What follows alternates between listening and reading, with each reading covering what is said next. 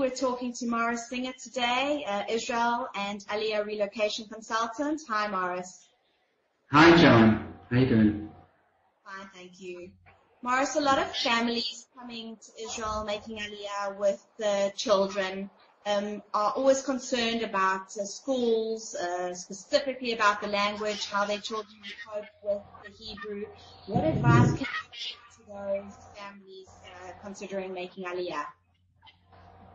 Well, I know that a lot of families before making Aliyah spend a lot of time worrying about the children and as much as which type of school, because they're basing it on their experiences living abroad, maybe a Jewish school, maybe a private school.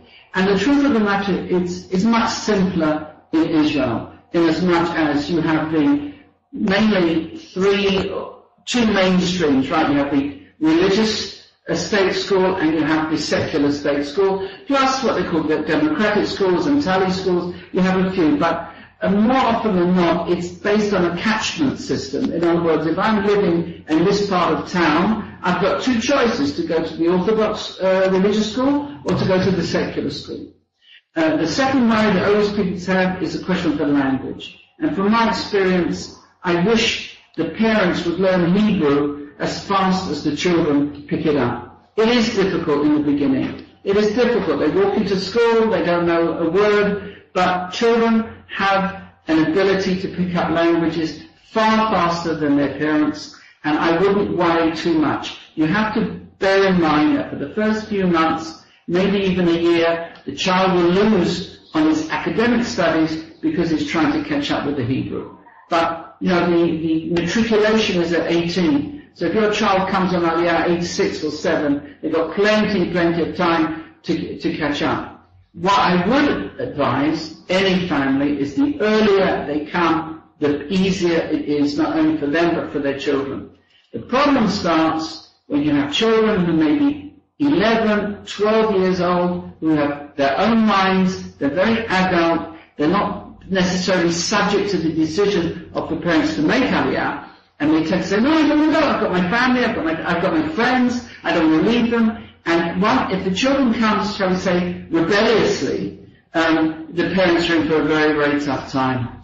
And I would tend to advise parents who have teenage children, 13, 14, to think very, very carefully before making a decision to bring a child of that age. I would say up to the age of 10 or 11, it more or less will work. Over that age, it can become very tricky. And is there any additional assistance that you know of that a child who is in their teenage years could be given with regards to their learning Hebrew? Yes, well, starting from from 3rd grade, aged 8 roughly, they teach English in schools. So when you have immigrant children, they don't do the English and they have extra Hebrew lessons. The amount of extra help they get does tend to vary in the area where they live. If, for example, you take an area like Netanya or Ra'anana, where there are a lot of immigrant children or English-speaking children, obviously the facilities for teaching English speakers Hebrew are greater than if they come to somewhere like Dimona, where they might not get any English speakers coming there per year.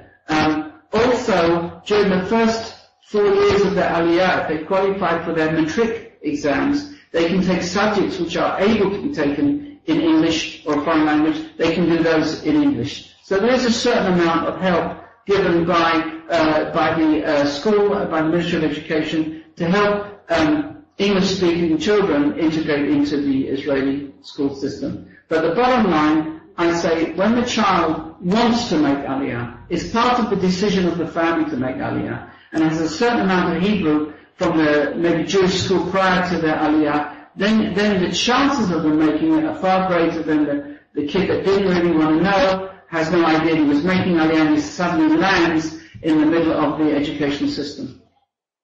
Thank you very much. That's been very helpful. Thank you, Maurice.